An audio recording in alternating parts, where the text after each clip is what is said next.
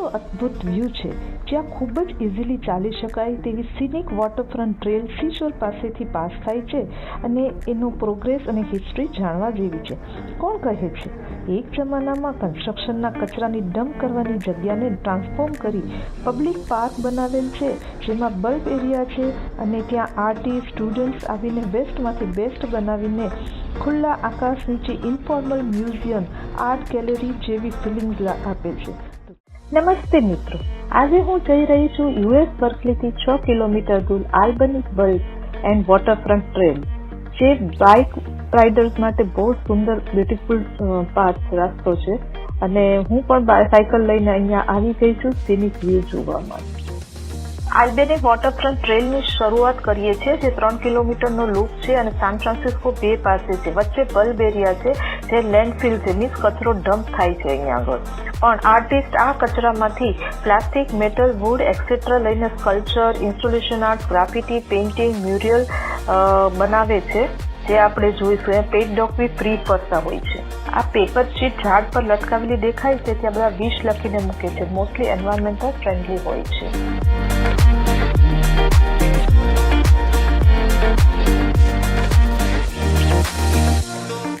આ દૂરથી આર્ચ જેવું દેખાય છે, એ આર્ટિસ્ટે પ્લાસ્ટિકની વેસ્ટ બોટલમાંથી બનાવી છે અને એ પિક્ચર પોઈન્ટ જેવું બી છે.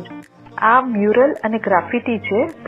બેન્ચ ઉપર લખાણ લખ્યું છે અને વેસ્ટ બધો પડ્યો છે એની પર પેઇન્ટિંગ છે.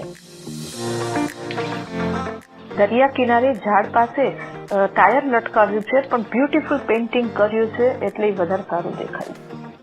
આ વીડ્સ અને ફ્લાવર છે અને નીચે તમે જોશો તો કોન્ક્રીટનો વેસ્ટ પડ્યો છે, પથ્થરા છે, એની પર કલરફુલ પેઇન્ટિંગ કરી છે.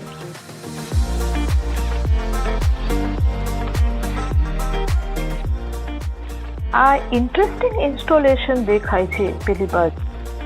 શેનાથી બન્યું હશે? નજીક જઈએ તો લાગ્યું કે લાકડા, કપડા, બીજા કચરાથી આ હટ જેવું બંધાવ્યું છે અને એમાં એક સીડી પણ રાખી છે, લેડર જેવું. અને શું હશે ઉપર? ચલો લેટ્સ સી. લેડર ઉપર ચડવા હું કોશિશ કરી રહી છું અને હવે ત્યાં પહોંચીને એવું લાગે છે કે આ બહુ વિન્ડ છે અહીંયા તો.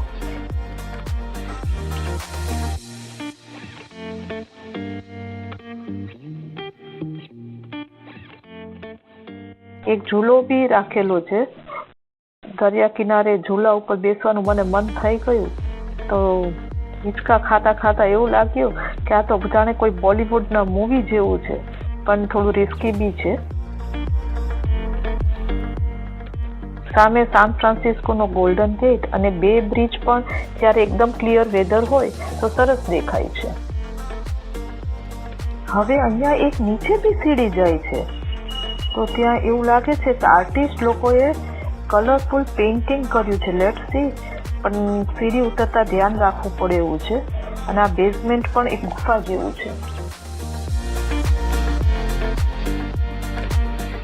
આ એક લોખંડના કાટમાળમાંથી બનાવેલ ફિમેલ સ્કલ્પચર દેખાય છે અને એને વોટર લેડી પણ કહેવામાં આવે છે. એના હાથમાં જો ગન પણ પકડાવી દીધી છે આર્ટિસ્ટે, તો એ આ આર્ટિસ્ટનું માઇન્ડસેટ દેખાડે છે.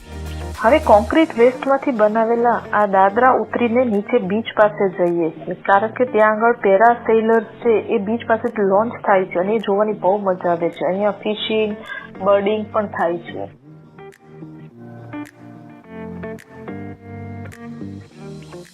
નીચે કોન્ક્રીટ વેસ્ટના મોટા પથ્થર ઉપર કલરફુલ પેઇન્ટિંગ છે.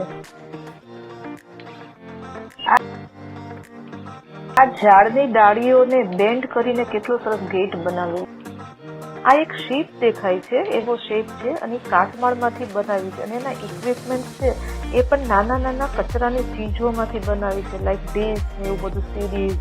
અને એ આર્ટિસ્ટની ઇન્ટેલિજન્સ દેખાડે છે અને ક્રિએટિવિટી દેખાડે છે. અને લાકડાના નક્કામાં લોગને અલાઇન કરીને અને અરેન્જમેન્ટ કરીને બ્યુટીફુલ ડાયનાસોર્સ બનાવ્યું છે કે લિઝાર્ડ જેવું દેખાય છે. આ પથ્થરથી સર્કલની અંદર સર્કલ બનાવેલા છે. એન્શિયન્ટ મેડિટેશન માટે આવી જગ્યાઓ હતી પહેલા, જાપાન જેવા દેશ.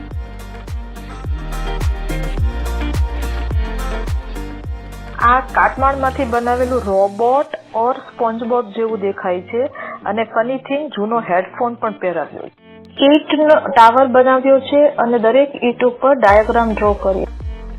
નેચરમાં ઘણા બધા ઝાડ છે, ટોલ ટ્રીઝ છે, પણ બધા ચડી શકાય, ક્લાઇમ્બ કરી શકાય એવા નથી. પણ આ ઝાડ છે એ એવું છે કે ઘણું ઊંચું પણ છે અને તમે આરામથી એને ચડી શકો એમ છે. આ મારી દીકરી ચડી રહી છે અહીંયા, મેં તો કોશિશ ના કરી. સાથે સાથે ઝૂલા પણ છે અને બીજા બધા પણ સ્ટ્રક્ચર્સ ત્યાં રાખેલા છે, તો એન્જોય કરી શકાય એમ છે. આ સાથે આપણે આ ટૂર છે એ પૂરી કરીએ છીએ, આલ્બેની બલ્બ અને વોટરફ્રન્ટ ટ્રેલ. આઈ હોપ તમને વર્ચ્યુઅલ ટૂર પણ સારી લાગી હશે. ફરીથી નવા ટ્રાવેલ ડેસ્ટિનેશન સાથે આપણે મળીએ. તમે સબસ્ક્રાઈબ ન કર્યું હોય તો જરૂરથી મને સબસ્ક્રાઈબ કરીને હેલ્પ કરો. બાય બાય, આવજો.